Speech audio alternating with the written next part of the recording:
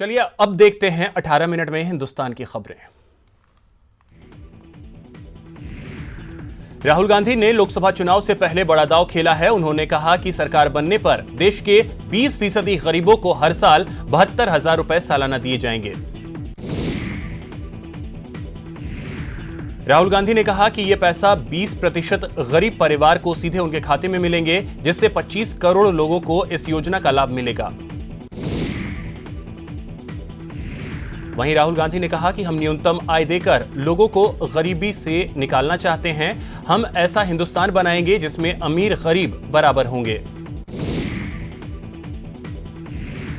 Delhi AICC में Congress working committee की बैठक खत्म हो गई है। इस बैठक में राहुल गांधी, पूर्व प्रधानमंत्री मनमोहन सिंह समेत बड़े नेता मौजूद रहे।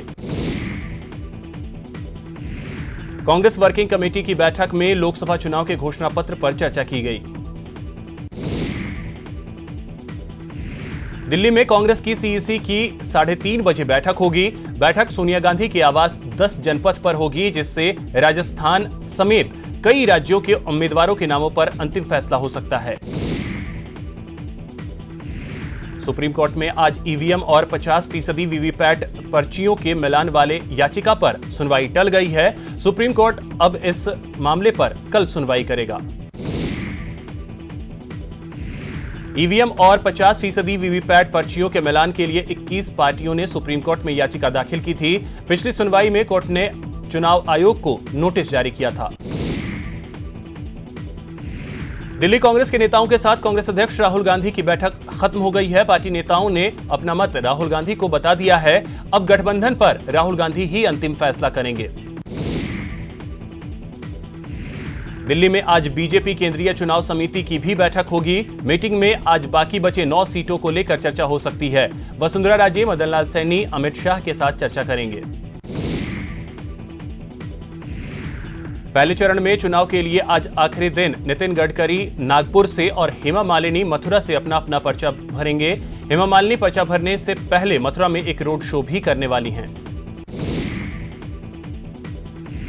पहले चरण के लोकसभा चुनाव के लिए आज नामांकन की आखिरी तारीख है। पहले चरण में 20 राज्यों और केंद्र शासित प्रदेशों के 91 सीटों के लिए चुनाव होने वाले हैं और 11 अप्रैल को वोट डाले जाएंगे। इससे पहले उत्तर प्रदेश के मुख्यमंत्री योगी आदित्यनाथ और सांसद हेमा मालिनी के साथ बांके बिहारी के दर्शन किए। हेमा मालिनी आज योगी की मौजूदगी में नॉमिनेशन दाखिल करेंगी। पहले चरण के आखिरी दिन यूपी के मुजफ्फरनगर से आरएलडी अध्यक्ष अजीत सिंह ने नामांकन किया।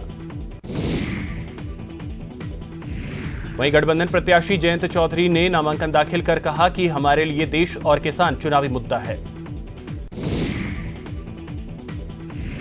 बिहार के जमुई में एलजेपी उम्मीदवार चिराग पासवान ने नामांकन दाखिल किया। इस दौरान रामविलास पासवान सहित कई नेता मौजूद रहे।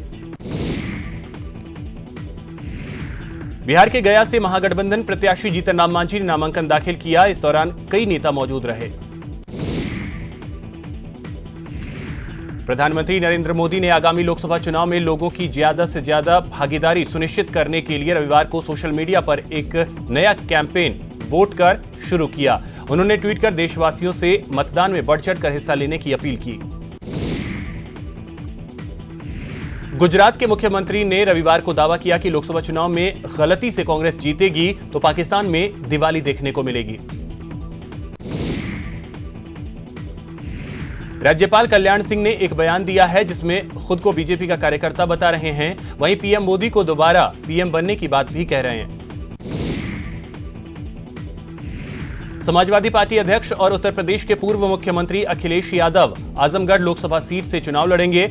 इस सीट से मुलायम सिंह यादव सांसद हैं, लेकिन इस बार उन्हें मैनपुरी से टिकट दिया गया है। पूर्व सीएम अखिलेश यादव ने ट्वीट कर हमला बोला है। उन्होंने कहा कि भाजपा अपनी रैलियों में केवल विपक्ष की ही बातें क्यों कर रही है? क्या भाजपा के 5 साल के शासनकाल में उनकी अपनी कोई भी सकारात्मक उपलब्धि नहीं है? वहीं बीएसपी प्रमुख मायावती ने ट्वीट कर योगी सरकार पर हमला बोलते हुए कहा है कि यूपी में गन्ना किसानों का 10,000 करोड़ रुपए बकाया है तो किसान कैसे खुशहाल होंगे। सीएम योगी ने ट्वीट करके गांधी परिवार पर हमला बोलते हुए कहा कि कांग्रेस ने जनता को लूटा है। माननीय न्यायालय इन खानदानी भ्रष्टाचारियों के कुकर्मों की सजा देगी, इनसे सावधान रहिए। सपना चौधरी ने कांग्रेस में शामिल होने की खबरों का खंडन किया है। उन्होंने कहा कि मैंने कांग्रेस का हाथ नहीं थामा, कांग्रेस ने बीजेपी पर दबाव डालने का आरोप लगाया है। वहीं सपना ने एक मनोज तिवारी के साथ मुलाकात की एक तस्वीर शेयर की है। दिल्ली के सीएम अरविंद केजरीवाल ने रविवार को कहा कि अगर नरेंद्र मोदी फिर पीएम बन गए तो अनंत काल के लिए प्रधानमंत्री बने रहेंगे। भीम आर्मी चीफ चंद्रशेखर पर दर्ज हुआ आचार संहिता के उल्लंघन का मुकदमा, बिना अनुमति चुनाव को लेकर कर रहे थे गोपनीय बैठक। कांग्रेस ने तेजस्वी यादव को उत्तर प्रदेश में चुनाव प्रचार के लिए स्टार प्रचारक बनाया है। कांग्रेस की ओर से जारी स्टार प्रचारकों की सूची में बिहार में महागठबंधन से अकेले तेजस्वी यादव को ही जगह मिली है। सिंधिया की सीट को होल्ड करने पर सवाल उठने लगे हैं। बता दें कि कांग्रेस के लिस्ट में सिंधिया नदारद हैं। सुप्रीम कोर्ट ने सीबीआई को नोटिस जारी कर मुलायम अखिलेश के खिलाफ आय से अधिक संपत्ति मामले में 2 हफ्ते में जवाब मांगा है। राष्ट्रपति रामनाथ कोविंद आज से 3 देशों की यात्रा पर रवाना हो गए। वे क्रोएशिया, बोलिविया और चिली की यात्रा करेंगे। क्रोएशिया और बोलिविया की यात्रा करने वाले वे पहले राष्ट्रपति होंगे। क्रोएशिया दौरे पर राष्ट्रपति भारत क्रोएशिया व्यापार मंच के कार्यक्रम में हिस्सा लेंगे और जग्रेब विश्वविद्यालय में संबोधन करेंगे। आज चिनूक CH-47I हेलीकॉप्टर को भारतीय वायुसेना के बेड़े में शामिल कर लिया गया है। चिनूक CH-47I हेलीकॉप्टर का निर्माण अमेरिकी कंपनी बोइंग ने किया है। CH-47 चिनूक एक एडवांस्ड मल्टी मिशन हेलीकॉप्टर है, जिसे भारतीय वायुसेना को सामरिक महत्व की हेवी लिफ्ट ताकत मिलेगी। ये मानवीय सहायता और लड़ाई दोनों में अहम भूमिका निभा सकता है। बाढ़ के बख्तियारपुर इलाके में ट्रक और टेम्पो की टक्कर में 5 लोगों की मौत हो गई। हादसे में करीब 8 लोग घायल हो गए। सभी घायलों को पटना रेफर कर दिया गया है। बताया जा रहा है कि सभी सारनाथ ट्रेन से उतरकर एनटीपीसी बाढ़ जा रहे थे, तभी यह हादसा हुआ। घटना के बाद आक्रोशित लोगों ने सड़क जाम कर दिया। आगरा लखनऊ एक्सप्रेसवे पर रोडवेज की एसी बस में अचानक आग लग गई। 4 यात्रियों की जिंदा जलकर मौत हो गई। दिल्ली के आनंद विहार से लखनऊ जा रही थी ये बस। आपको बता दें, हादसा डिवाइडर से टकराने की वजह से हुआ, जिसके बाद बस में आग लग गई। डिवाइडर से टकराने के बाद यह हादसा हुआ। यूपी के एटा में एक इंसानियत को शर्मसार करने वाला वीडियो वायरल हुआ है, जहां एक निर्दोष को इसलिए मार दिया गया क्योंकि उसे भैंस चोर समझ लिया गया और फिर कपड़े उतारकर पेड़ में उल्टा टांगकर बेल्टों से उसकी बेरहमी से पिटाई की गई। युवक की तब तक पिटाई की गई जब तक उसकी जान नहीं चली गई। युवक आरोपों से इनकार करता रहा और भीड़ बेल्ट और डंडों से उसकी पिटाई करती रही। एमपी के पन्ना में छतरपुर मार्ग के पास जब मंडला घाटी पर अचानक सैलानियों की गाड़ी के आगे एक बाघ आ गया तो सभी चकित हो गए। बाघ करीब 20 मिनट तक बैठा रहा, जिसे देखकर लोग रोमांचित होते रहे। विश्व प्रसिद्ध रंग पंचमी का त्योहार आज पूरे प्रदेश में मनाया जा रहा है। रंग पंचमी के मौके पर महाकाल मंदिर में सुबह भस्म आरती का आयोजन किया गया। रुक करते हैं खबरों की ओर। शहीद जवान हरिभाकर का पार्थिव देह उनके पैतृक गांव जुसूरी देर रात पहुंचा। शहीद को आज राजकीय सम्मान के साथ अंतिम विदाई दी गई। आपको बता दें, जम्मू कश्मीर के पुंछ में पाकिस्तान की तरफ से की गई गोलीबारी में शहीद हुए जवान शहीद भाकर नागौर जिले के मकराना तहसील के जसूरी गांव के रहने वाले थे। शहीद हरिभाकर को मुख्यमंत्री अशोक गहलोत ने ट्वीट कर श्रद्धांजलि दी। सीएम गहलोत ने हरिभाकर की शहादत और त्याग को नमन किया। राहुल गांधी कल राजस्थान के दौरे पर आ रहे हैं। राहुल के दौरे को लेकर मुख्यमंत्री अशोक गहलोत और डिप्टी सीएम सचिन पायलट ने मौके का जायजा लिया। आगामी लोकसभा चुनाव को लेकर बीजेपी कल भरतपुर के हेलेना में विजय संकल्प रैली का आयोजन करने जा रही है। रैली में जिले के करीब 5000 कार्यकर्ता शामिल होंगे।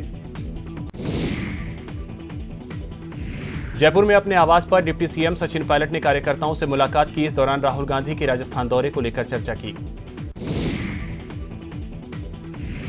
डूंगरपुर के सागवाड़ा में कांग्रेस पार्टी का होली मिलन समारोह का आयोजन किया गया। समारोह के मुख्य अतिथि पूर्व सांसद ताराचंद भगोरा रहे। डूंगरपुर जिले में 2 विधानसभा सीटें जीत दर्ज करने वाली भारतीय ट्राइबल पार्टी अब लोकसभा चुनाव में अपना किस्मत आजमाने जा रही है। करौली में लोकसभा चुनाव की तैयारियों को लेकर महिला कांग्रेस कमेटी की बैठक हुई। बैठक में महिला कांग्रेस के राष्ट्रीय कोऑर्डिनेटर रंजीता मेहता और पीसीसी सचिव तारा बेनीवाल ने हिस्सा लिया। चूरू के सुजानगढ़ में बुद्धि प्रकाश सोनी को बीजेपी मंडल का अध्यक्ष बनाया गया है, जबकि वैद्य भंवरलाल को विधानसभा क्षेत्र का प्रभारी बनाया गया।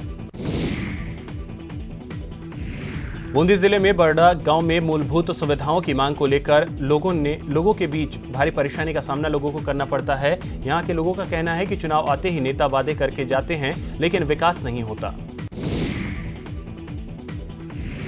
जयपुर में राज्य निर्वाचन आयोग निष्पक्ष एवं शांतिपूर्ण मतदान सुनिश्चित करने के लिए आपराधिक गतिविधियों पर कार्रवाई तेज कर दी है। प्रदेश में लोकसभा चुनाव प्रचार का आगाज करने के लिए 26 मार्च को राहुल गांधी बूंदी दौरे पर आ रहे हैं। सुरक्षा तैयारियों का निरीक्षण करने के लिए रविवार को आईजी विपिन पांडे ने निरीक्षण किया। कोटा बूंदी लोकसभा क्षेत्र में चुनाव प्रचार अभियान का शंखनाद करने के लिए 26 मार्च को राहुल गांधी बूंदी आ रहे हैं, जिसको लेकर कांग्रेस कार्यकर्ताओं में उत्साह नजर आ रहा है। उदयपुर के गोगुंदा में रविवार को लोकसभा चुनाव को लेकर बीजेपी प्रत्याशी अर्जुन लाल मीणा के समर्थन में जनसभा का आयोजन किया गया। जोधपुर में राजेंद्र राठौर ने स्थानीय नेताओं के साथ लोकसभा चुनाव को लेकर चर्चा की। इस दौरान राठौर ने कहा कि 2014 में बीजेपी के पक्ष में जिस तरह का माहौल था, उससे कहीं ज्यादा अच्छा माहौल इस समय नजर आ रहा है। बीजेपी से सांसद ओम बिरला ने चुनाव कार्यालय का उद्घाटन किया। सांसद ने साधु संतों से कार्यालय का उद्घाटन करवाया और प्रचार अभियान की शुरुआत की। दिल्ली में राजस्थान बीजेपी कोर कमेटी की बैठक होगी, जिसमें पार्टी अध्यक्ष के साथ बचे हुए नामों पर मंथन होगा। लोकसभा चुनाव को लेकर बीजेपी ने जहां अपने प्रत्याशियों की पहली सूची जारी कर दी है, राजसमंद लोकसभा सीट से स्थानीय राजपूत को टिकट देने की मांग तेज हो चली है। साथ ही राजस्थान की और भी खबरों को देखने के लिए आप हमारे वेबसाइट न्यूज़ 18 राजस्थान पर भी विजिट कर सकते हैं। हमारा फेसबुक पेज है न्यूज़ 18 राजस्थान, वहां भी फॉलो कर सकते हैं। हमारा ट्विटर हैंडल है @न्यूज़18 राजस्थान और हमारा यूट्यूब चैनल है न्यूज़ 18 राजस्थान। नमस्कार।